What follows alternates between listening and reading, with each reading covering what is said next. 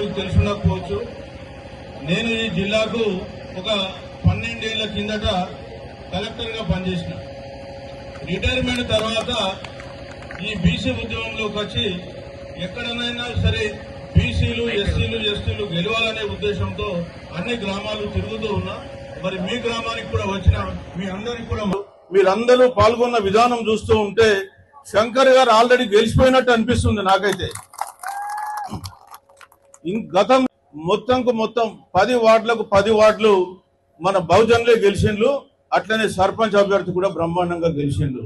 So మేము ఏం చెప్తున్నామంటే ఇక్కడ ఉన్నటువంటి మన ఎస్సీ ఎస్టీ సోదరులు కూడా మీ యొక్క ఓటును ఖచ్చితంగా మన శంకర్ గారికి వేసి వారిని గెలిపించాల్సిందిగా కోరుతున్నాను.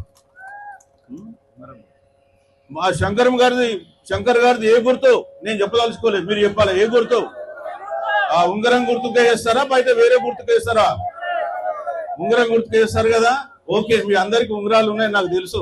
ఆ ఉంగరాలకు గుర్తుకే వారికి వేయండి, బ్రహ్మాండమైన మెజార్టీతో గెలిపియండి. ఒకటి గుర్తు పెట్టుకోండి, ఎన్నికల్లో చాలా మంది వచ్చేసి డబ్బున్నోళ్ళు మీకు డబ్బులు పంచవచ్చు. మీరు డబ్బులు తీసుకుంటారా లేదా అనేది మీ డిస్క్రిప్షన్, అంటే మీ యొక్క నైతికతకు వదిలేసినాం.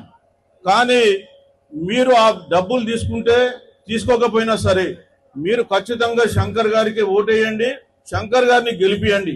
డబ్బు ఇస్తంటే డబ్బు వాళ్ళదేం ఇంట్లోకేం ఏమి ఇవ్వరు, వాళ్ళు ఎట్లను సంపాదించుకుని వచ్చిండ్రు, వాళ్ళు పంచుతున్నారు. పంచని ఇస్తే తీసుకోండి, కాదని అంటలేం. కానీ ఓటు మాత్రం శంకర్ గారికి వేయాలని చెప్పి కోరుతున్నారు. కరెక్టేనా కాదా? మీరేదో డబ్బు ఇచ్చిందని చెప్పి వాళ్ళకే చేయాలని చేయకండి. అదేవిధంగా మీకు శంకర్ గారు ఈ ఊర్లో ఉంటారు, అనునిత్యం అందుబాటులో ఉంటారు, మీకు కావలసిన సేవలు వారు చేస్తారు. మీరు వల్ల ఒక ఆధిపత్య కులము, అగ్రకులం వాళ్ళకు ఓటేస్తే మీరు దగ్గర పోయి మీ కష్టాలు చెప్పుకుందామన్నా కానీ వాళ్ళ దగ్గరికి రాదు. కానీ శంకర్ గారు ఉంటే మీదే ఇంటికి వచ్చి మీకేం కష్టం వచ్చిందామా అని చెప్పి అడుగుతారు. మరి మీకు మీ ఇంటికి వచ్చి అడిగేటోళ్ళు కావాలన్నా, మీరు పోయి మీరు అడిగినా కానీ మీకు పలికినటువంటి వ్యక్తి సర్పంచ్ కావాలన్నా, ఎవరు కావాలో చెప్పండి. మరి మీ ఇంటికి వచ్చి అడిగేటువంటి వ్యక్తిని మీరు గౌరవించుకోవాలి, గెలిపించుకోవాలి. ఇవల్ల ఈ పిఏపల్లిలో ఒక బీసీ అభ్యర్థి గెలిచిందంటే రేపు రాబోయే కాలంలో అన్ని గ్రామాలలో కూడా రేపు ఎంపీటీసీ, జడ్పీటీసీ ఎన్నికలు వచ్చినా సరే బీసీలందరూ, ఎస్సీ ఎస్టీలందరూ ఏకమై ఉన్నారు.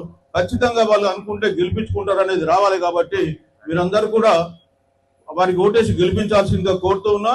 సో ఇప్పుడు విశారదన్ మహారాజు గారు ఉన్నారు, వారు కూడా మాట్లాడతారు. వారిని మాట్లాడాల్సిందిగా కోరుతున్నాను.